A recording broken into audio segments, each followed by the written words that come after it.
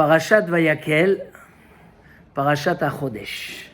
Donc on a 2 parashiot ce Shabbat. On a même 3 parce que Vayakel Pekoudé et Parashat HaChodesh. C'est le Siyum du livre de Shemot, qui s'appelle comment ce livre de Shemot? Sefer HaGeoula. C'est le Sefer HaGeoula. Donc en même temps on finit Sefer Shemot, en même temps on commence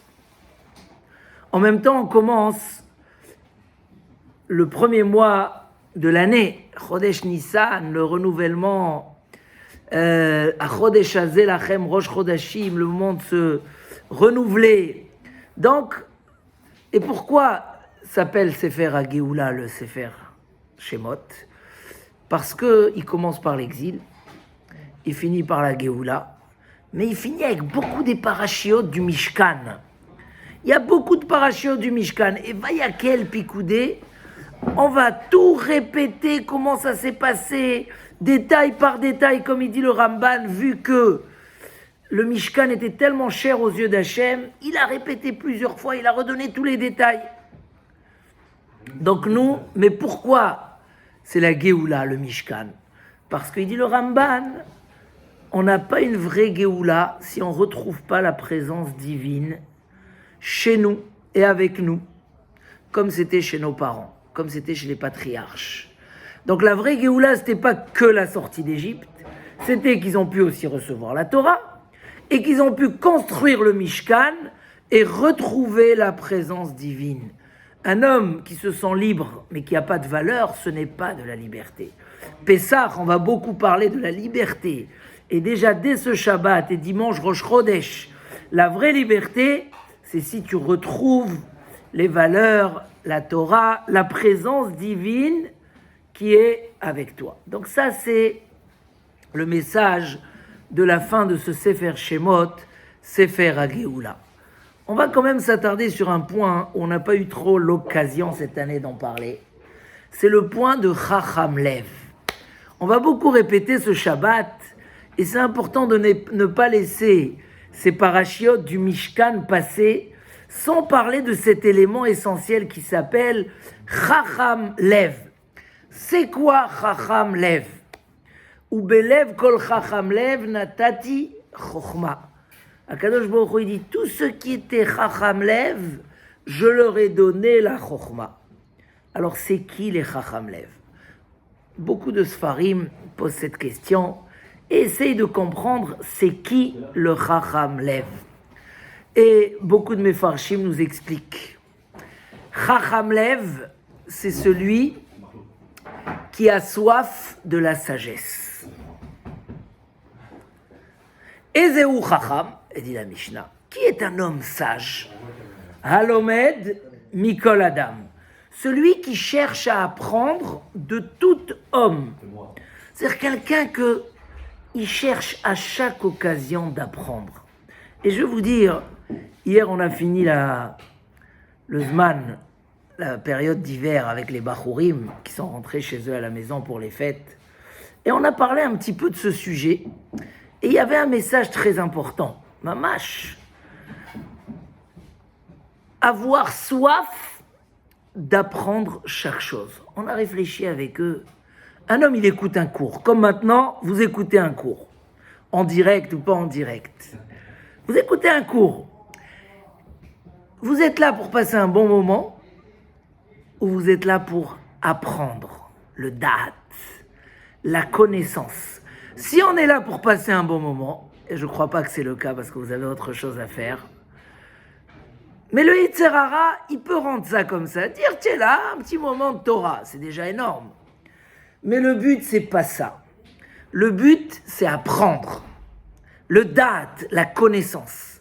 Si tu es là pour passer un bon moment, tu écoutes, tu sors, tu as oublié, Shalom à l'Israël. Si tu es là, tu vas dire, j'ai appris un message. J'ai compris quelque chose de nouveau.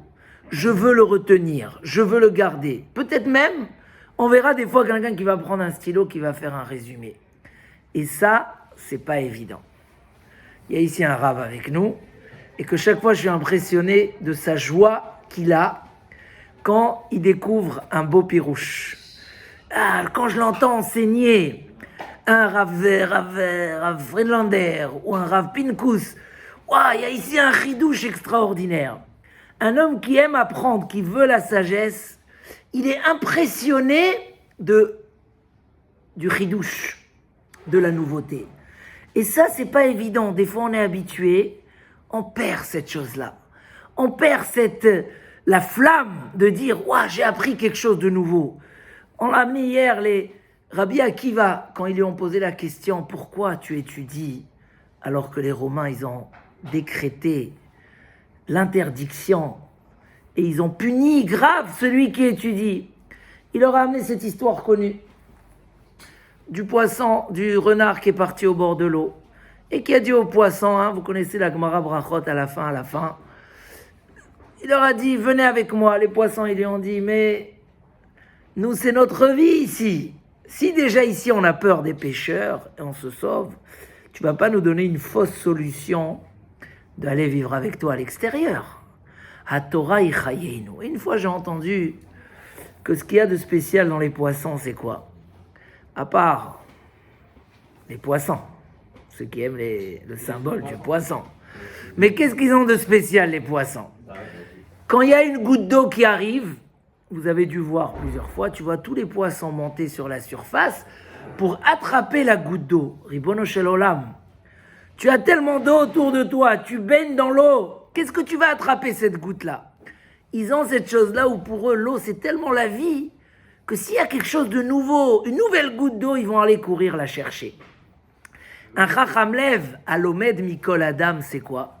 C'est un homme qui a compris que chaque millième qui va rajouter dans son date, dans sa sagesse, dans sa connaissance, ça a une valeur infinie.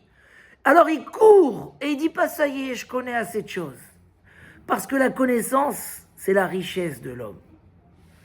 La connaissance, c'est la grandeur de l'homme. Et on peut apprendre beaucoup dans notre vie.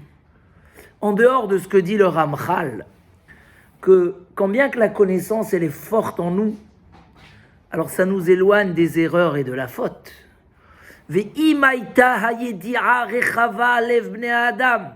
Si la connaissance était large dans l'esprit des hommes, le fait de connaître beaucoup de choses, ils n'auraient pas fauté. Parce qu'un homme qui connaît tellement des vérités et de la vérité, ça ne lui permet pas. Et si Adam Arishon, il s'était dépêché d'aller étudier, comme ça écrit le Ramchal, les Ovda ou les Shomra, on lui a donné le Gan Eden pour étudier. Alors s'il avait la connaissance, il n'aurait pas fauté. Donc toutes ces galères que toute l'humanité souffre de la faute de Adam Arishon, c'est par un manque de Yédia. Cette soif-là d'apprendre, de savoir que c'est l'essentiel de l'homme. La partie la plus honorable et plus importante, c'est le sechel de l'homme. Et comment que ce sechel, il brille plus? L'homme est plus grand et il peut devenir encore plus grand.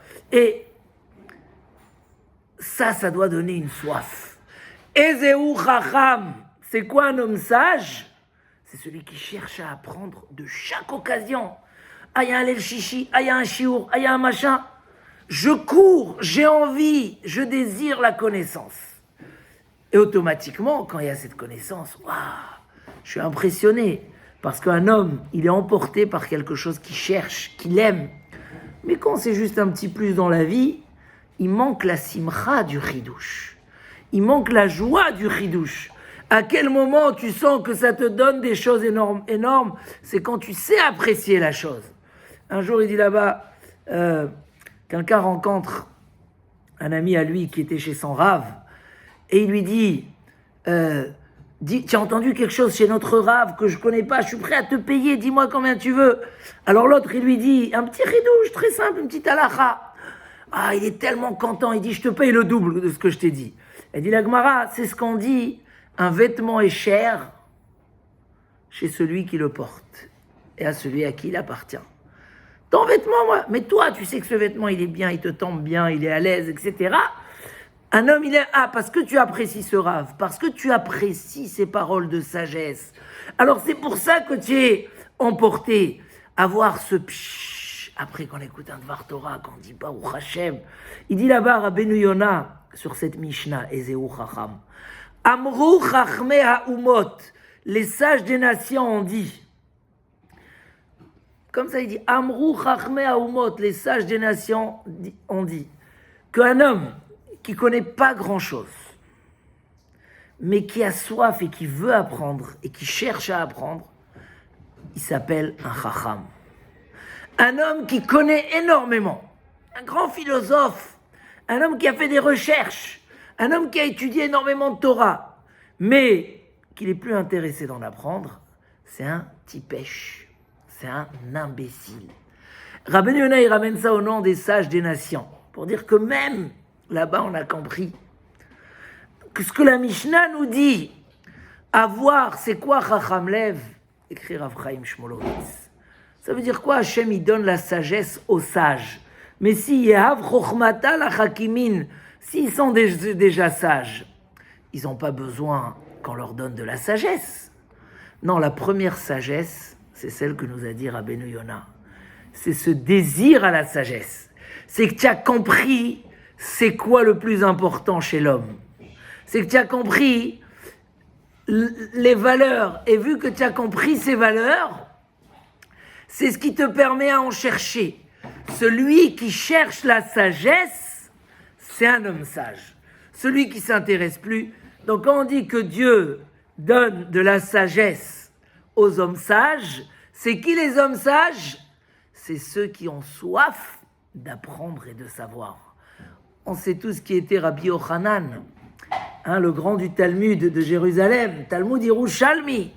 Et Rabbi Yochanan, un jour, il ne comprend pas une Mishnah.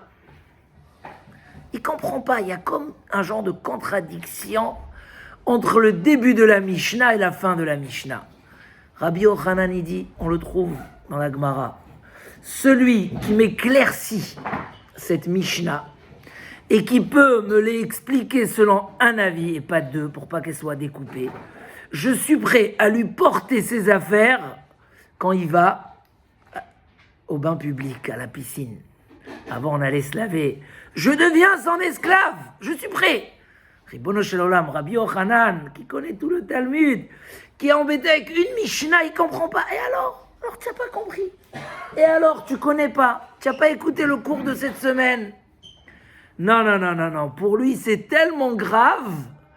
C'est comme si que ça y est, il lui manque la goutte d'eau qui lui donne la vie, l'oxygène qui arrive. Il est prêt à porter ses vêtements, les bêtes à Knesset. On a la Gemara dans Baba Metzia qui nous dit, qu'est-ce qu'elle nous dit la Gemara dans Baba Metzia? Que des fois, il faut sauver Rabbo Mouvhak, son rave principal. Là-bas, la Gemara a dit que les Chachamim, ils ont déchiré leurs vêtements quand est décédé un Chacham qui leur avait expliqué une Mishnah. Zohama Listeron. Ils ne savaient pas c'était quoi Zohama Listeron, il leur a expliqué c'est quoi. Ils ont dit ça, c'est notre Rav. David Amelech, le roi d'Israël, le roi David, il a appelé Achitophel, Mori et Rabbi, mon maître et mon enseignant. Pourquoi? Parce qu'il lui a appris deux choses dans la vie.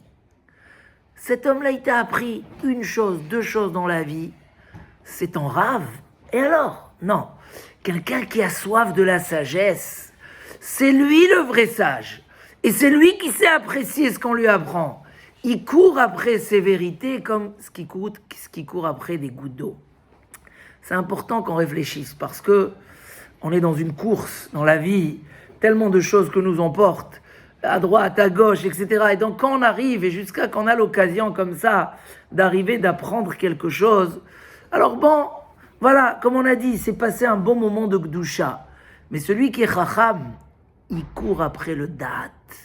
La première bracha, après les trois premières brachot de la Tfila, c'est Ata chonen le Adam Da'at.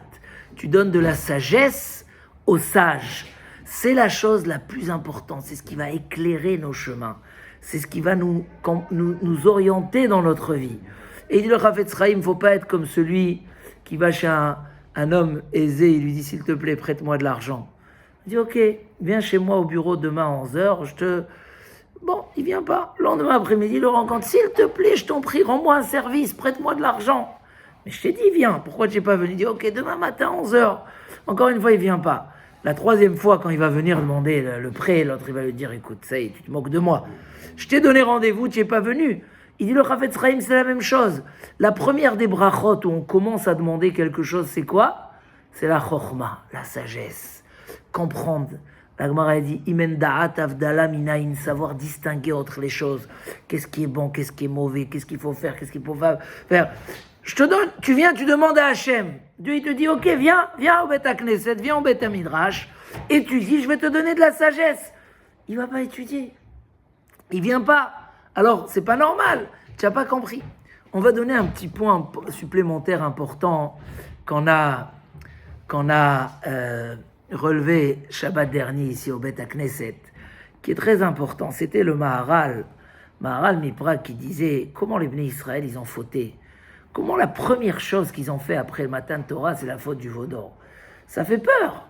La première chose, c'est ce qu'on est. Donc si la première chose qu'on a fait, c'est le veau d'or, Chas v'Shalom, ça veut dire qu'on n'a pas vraiment reçu la Torah. Et le Maharal disait un pshat extraordinaire. Il disait en fait, il y a une Gemara comme ça qui nous bouleverse chaque fois. La Gemara elle dit, celui qui est plus grand que son prochain, son Yetzer Hara est plus grand que lui. Combien que tu grandis, ton mauvais penchant grandit avec toi. Alors c'est désespérant. Les gens disent, à quoi ça sert de grandir? Et comment je vais le combattre? S'il grandit en même temps que moi, c'est une catastrophe. Comment je vais faire? C'est comme tu donnes un médicament à un malade pour une tumeur, et le médicament il fait grandir, alors on n'a rien gagné. Alors ça veut dire quoi? Celui qui est plus grand que son prochain, son Yetzer Hara est plus grand que lui. Abaye, il avait entendu deux personnes qui avaient prévu de traverser la forêt ensemble pour aller au travail. Il est parti derrière eux pour les surveiller. Il a eu peur, il a vu que c'était des bons juifs qui allaient fauter. Il a vu qu'il ne s'est rien passé. Ils sont arrivés, ils ont parlé. Il a dit, waouh, si c'était moi, je ne sais pas ce que j'aurais fait. Comment des gens simples comme ça, ils ont surmonté l'épreuve? Ils ont dit, le Chachamim, ne t'inquiète pas, parce que toi, ton Yetzer Hara, il est 10 fois plus grand que eux. C'est pour ça que tu as l'impression que toi, tu aurais fauté. Ça veut dire quoi? Il dit le Maharal, dit Miprag, quelque chose d'extraordinaire. Combien que l'homme grandit, il a son niveau, il a sa qualité. Mais s'il n'a plus d'Yetzer Hara, il n'a plus de libre arbitre, il n'a plus de mérite. Donc on est obligé de lui faire grandir son Yetzer Hara avec lui pour qu'il continue à se battre et avoir du mérite. Maintenant, comme il s'est battu au début, il va continuer à se battre. Mais c'est pas fini, il y a un grand Yetzer Hara. C'est quoi la solution? Elle dit la Gemara, je t'ai créé un Yetzer Hara, je t'ai créé la Torah, Tavlin, le médicament, le remède. Si tu as trouvé le Yetzer Hara qui t'embête dehors, amène-le au Beth Midrash. Même s'il est du fer, il va s'exploser, même si il va fondre. Ça veut dire quoi? Ça veut dire que tu peux avoir un Yetzer Hara énorme si tu étudies la Torah, si tu élargis ton esprit dans la sagesse, comme le langage du Maïmonide, tu élargis ton esprit dans la sagesse, le Yetzer Hara, il devient comme un ballon que tu dégonfles. Il n'y a plus rien. Donc, c'est pas un problème quand tu as agrandi ton Yetzer Hara. Parce que tu as le remède. Il est énorme. Abaye, il s'est mis à imaginer s'il était à leur place. Mais réellement, puisque Abaye étudiait la Torah, il avait 0 Yetzer Hara. Son Yetzer Hara, il était à 0.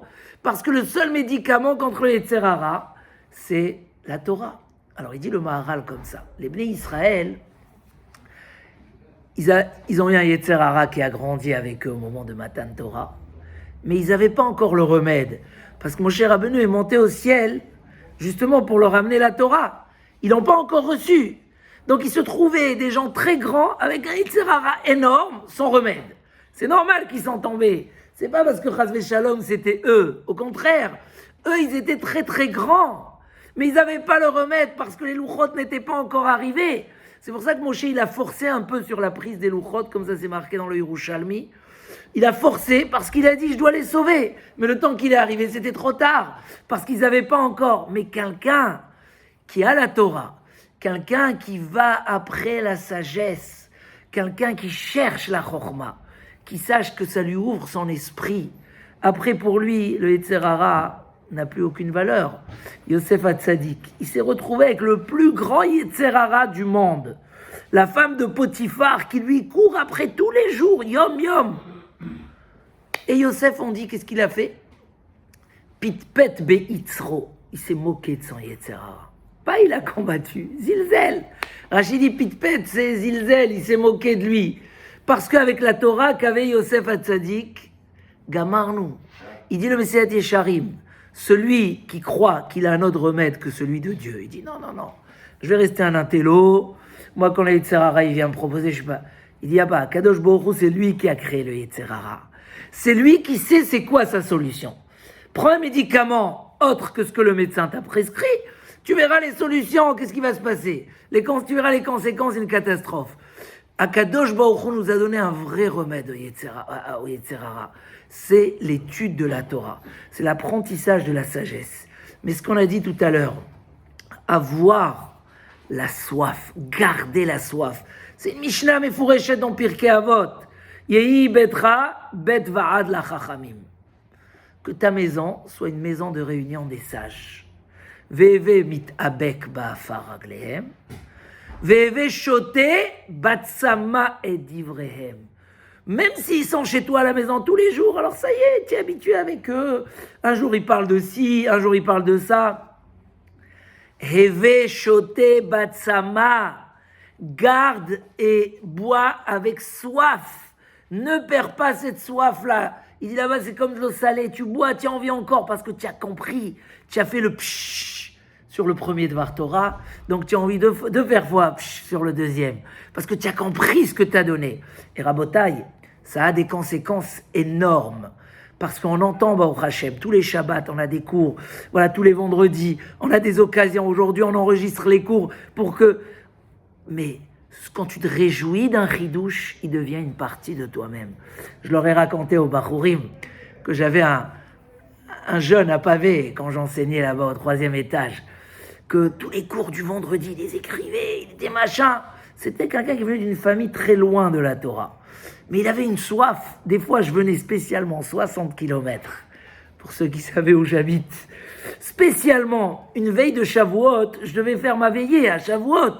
Donc on allait se reposer la journée. Je leur ai dit, je viens pas demain.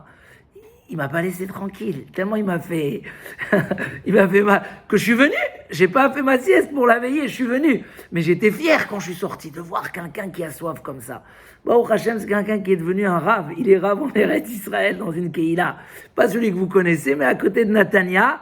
Il est rave d'une Keïla. Il a plein. Tu appuies sur le bouton. Il a des divrei Torah à te dire. Parce que quand il est allé en Eretz, il est allé dans les cours de Rav Shapira, Rav Moshe Shapira, Zichrono Livracha. C'était des cours. Il écoutait, il est répété aux gens, il est révisé. Il est devenu une source de sagesse. Pourquoi? Parce qu'il avait cette soif. Et je vais terminer, puisque c'est déjà l'heure, avec certains Mefarshim, ils disent Yehi betra betvaad la chachamim, que ta maison soit une maison où les sages sont invités. Ils expliquent ça dans l'autre sens. Que ta maison soit la maison des sages. C'est-à-dire que au Beth Midrash, à la Yeshiva, tu te sens comme chez toi. C'est pas tu arrives une fois de temps en temps. Ta maison, c'est le Beth Midrash. Tu vas là-bas régulièrement. Et là-bas aussi, on te dit, attention, ne t'habitue pas au message et ça devient... Non, tu sais, tu seras ce soir Shabbat arrivé à table et dire, aujourd'hui j'ai appris c'est quoi Chacham Lev. C'est quoi Chacham Lev? À qui Dieu il a donné la sagesse? Il dit le Nachmanide écrit quelque chose d'extraordinaire. Ces gens-là qui sont venus faire le Mishkan, ils ont dû coudre des fils en or, faire des images en double. C'est des gens qui ont déjà jamais appris le métier. Alors comment ils ont fait? Nessa Olibo. C'est des gens que tellement ils avaient soif, ils voulaient faire, ils ont trouvé la façon de faire. Un homme qui a envie de quelque chose, paraît qu'il mérite la chose. Mais il reçoit une sagesse divine qui lui permet de comprendre. Demain, tu vas écouter un cours super compliqué, tu vas le comprendre. Ah, mais c'est pas de ton niveau, tu comprends pas l'hébreu, Akadosh Baruch Hu yehav chokhmata la hakimin. Ils ont pu faire des choses qu'il fallait un artisan diplômé de très haut niveau. Ils ont réussi à le faire rien que parce que ils avaient ce désir-là. Aujourd'hui, voilà, il y a ici des gens qui font d'Afayomi. Aucune explication. Et ils arrivent, ils tiennent le coup déjà. Mais cette envie, Gardez l'envie de la sagesse, que ça soit quelque chose, mamache comme les poissons. Il y a des gouttes d'eau qui arrivent, je cours les prendre. C'est comme s'il y a des diamants qui coulent du ciel. Je vais courir, je ne vais pas dire j'en ai plein, alors ça y est, je sais la valeur du diamant. Alors au contraire, si j'en ai plein, c'est moi qui sais les apprécier, c'est moi qui voudrais, qui est apte à les avoir. Donc Bezrat Hashem, qu'on se remplit de cette soif, qu'on soit ceux qui ont l'étiquette, la marque de Chacham Lev. Et pour cela, Kadosh Baruch Hu s'engage dans les prophètes. Je donne de la sagesse aux sages. Yehav chochmata la hakimin. Ceux qui ont soif de la sagesse, Kadosh Baruch Hu leur donne beaucoup de sagesse. Chazak, Shabbat Shalom, Umevorach.